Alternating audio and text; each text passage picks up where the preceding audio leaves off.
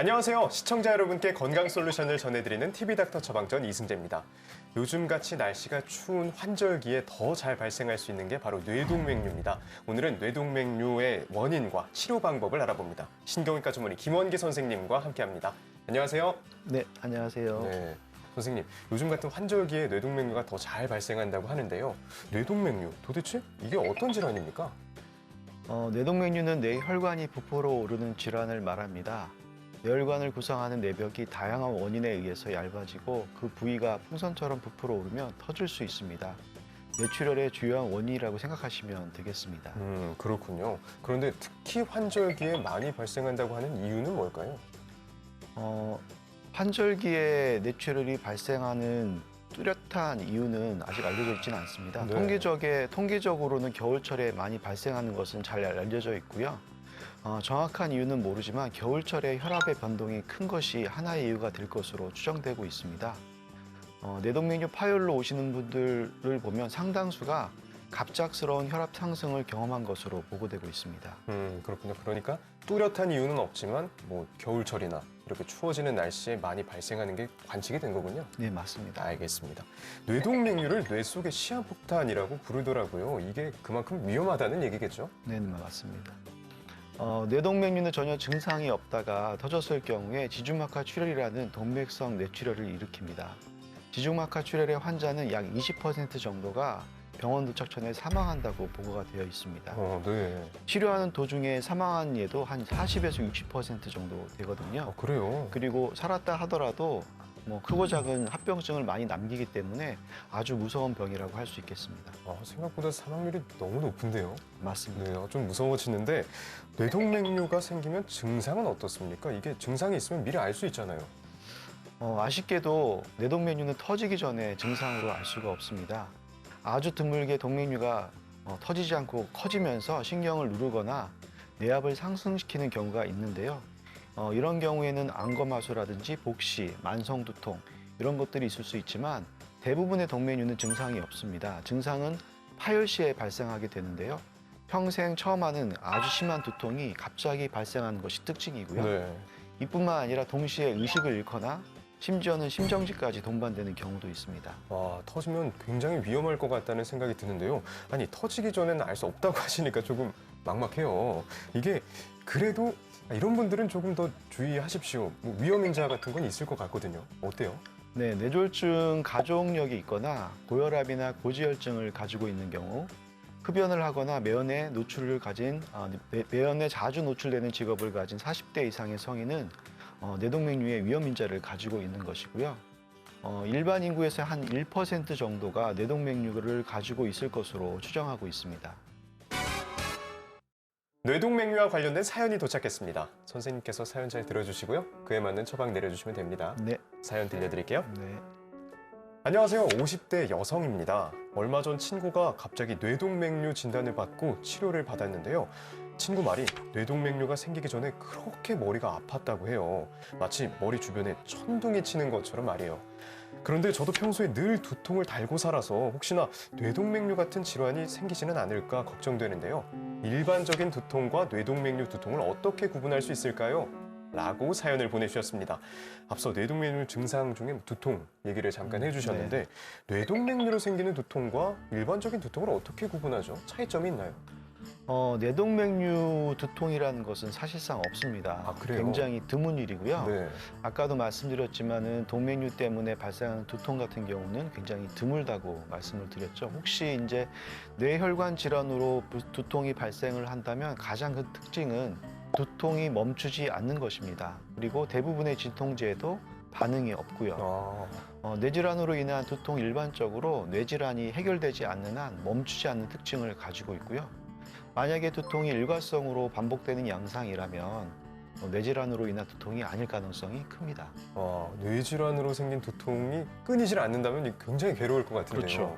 이게 진단을 받고 바로 수술하면 괜찮나요? 뇌동맥류의 치료법은 크게 수술과 시술로 구분할 수 있는데요. 네. 수술 같은 경우는 두개골을 열고 동맥류를 찾아서 수술용 클립을 이용해서 동맥류를 찝어서 동맥류로 흐르는 피를 막는 것이고요. 시술 같은 경우는 혈관 안으로 이세도관을 위치시켜서 네. 그 동맥류 안에 백금으로 만든 코일을 채워서 치료를 하는 방법입니다. 두 치료 모두 치료 성공률이 95% 이상으로 굉장히 좋은 것으로 알려져 있습니다. 그렇군요. 이게 진단만 되면 치료 성공률은 굉장히 높네요. 예, 맞습니다. 네, 그나마 마음이 좀 놓이는데요. 뇌동맥류가 있다고 해서 또 막 다 치료해야 되고 그런 건 아니다라는 얘기가 있어요. 어떻습니까? 예, 맞습니다. 동맥류가 있다고 다 치료하는 것은 아닙니다. 동맥류가 파열되면 매우 위험한 상황이 될 수 있지만 대부분의 동맥류는 파열을 일으킬 수 있는 가능성은 매우 낮습니다. 네. 동맥류는 위치, 모양, 크기에 따라서 위험성이 다 다른데요. 크게는 1년에 50% 이상의 파열의 위험성을 갖는 동맥류도 있고요. 적게는 1년에 1%도 안 되는 위험성을 갖는 동맥류도 있습니다. 경우에 따라 다 다르기 때문에 너무 막 이렇게 무서워하고 그러진 않아도 되겠네요. 네네. 알겠습니다. 혹시 뇌동맥류 치료를 받고 나서 뭔가 후유증이나 합병증 이런 게 생길 수도 있을까요? 뇌동맥류 치료를 받고 일부에서 다시 재발한 사례가 있습니다. 색전술 같은 경우에는 재발률이 5에서 10% 정도로 보고가 되고 있고요. 또 한 가지는 동맥류가 한 차례 발생했던 분들은 뇌혈관의 다른 부위에 동맥류가 발생할 가능성이 높은 것으로 알려져 있습니다. 또 치료에 따른 합병증도 있어서 만약에 이제 치료를 하는 도중에 스텐트를 삽입하였다면 뇌경색이 발생할 위험성이 있고요. 항혈소판제를 상당한 기간 동안 복용해야 되는 문제가 있습니다.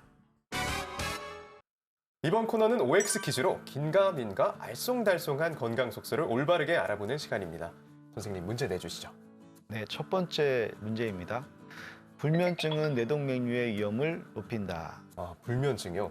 선생님 그런데요. 잠을 잘 못 자면 막 눈도 떼꾼하고 뭔가 뻑뻑한 게 안압이 높아진 것 같고 압력이 높아지면 이거 혹시 뇌동맥류에 영향을 줄 수도 있나? 라는 생각을 해봤습니다. 그래서 위험을 높인다. 답 O 하겠습니다. 정답은 X입니다. X군요. 네. 왜 그렇죠? 지금까지 불면증이 뇌동맥류를 일으킨다는 연구 결과는 없습니다. 하지만 일반적으로 동맥류로 진단이 되면 걱정으로 잠을 못 주무시는 분들은 많죠. 네. 그러니까 네. 뭐 잠을 못 자서 뇌동맥류가 생긴다기보단 뇌동맥류라고 하면 그때부터 걱정돼서 잠을 못 자는 그렇죠. 그런 거군요. 알겠습니다. 결국 직접적인 연관은 없다는 얘기네요. 네, 맞습니다. 다음 문제 주시죠. 두 번째 문제입니다. 뇌동맥류는 여성이 더 많이 생긴다. 남녀가 분명히 신체에 차이가 있습니다만 동맥에까지 그런 차이가 있나 싶거든요. 그래서 남녀 차이 저 X 해보겠습니다. 정답은 O입니다. 그래요? 그러면 여성에게서 더 많이 생기나요? 예, 이것도 통계적으로 여성에서 발생률이 높은 것으로 알려져 있고요. 네. 원인은 정확하게 밝혀지지는 않았습니다. 아무래도 이제 호르몬 영향이 있을 것으로 생각하고 있고요. 혈관벽을 구성하는 그 성분의 차이에도 남녀 간의 차이가 있을 것으로 추정되고 있습니다. 몇 가지 추정하는 이유로 차이가 있고 실제로 차이가 나네요. 이 통계는 차이가 확실히 나고 있고. 네, 알겠습니다. 그러면 여성분들은 조금 더 주의를 기울여 주셔야 될 것 같습니다. 다음 문제 주시죠. 마지막 문제입니다. 최근 진단기계의 발달로 뇌동맥류의 사전 진단이 가능하다. 또 의료기술이 얼마나 발달했습니까? 그렇죠? 하루하루가 다르단 말이죠. 그래서 사전 진단 가능하다. 그렇게 믿고 싶습니다. 답 O 해볼게요. 정답은 X입니다. X인가요? 네. 그럼 아직 사전 진단이 안 된? 동맥류가 생기기 전에 발견할 수는 없습니다. 다만 검사를 하면 조기에 발견할 수는 있겠죠. 뇌동맥류는 증상이 없고 출혈이 발생하면 사망률이 굉장히 높습니다. 출혈이 발생하기 전에 검진해서 뇌동맥류를 발견하고 위험성이 높은 뇌동맥류는 예방적으로 치료하는 것이 최선이겠죠. 검진으로 MRI를 촬영해 보면 좋겠지만 검사 비용이 만만치 않아서 주저하시는 분들이 많습니다. 네. 저는 이제 MRI 비용이 많이 비싸기 때문에 MRI보다는 검사 비용이 저렴한 CTA, CT 혈관 검사라는 것을 많이 추천하고 있습니다.